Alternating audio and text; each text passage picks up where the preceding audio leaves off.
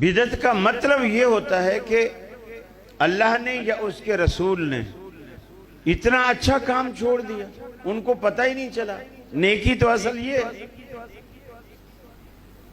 مثلا رسول اللہ نے 12 ربیع الاول کو عید نہیں منائی،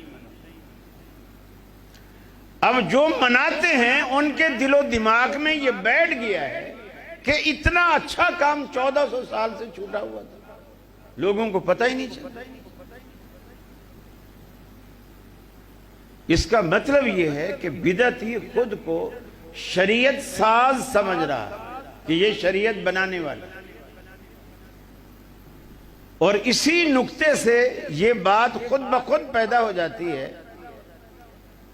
کہ اس کا یہ عقیدہ بن جاتا ہے دین مکمل نہیں تھا۔ دین تو ہم نے آ کے مکمل کیا، دین مکمل ہی نہیں تھا۔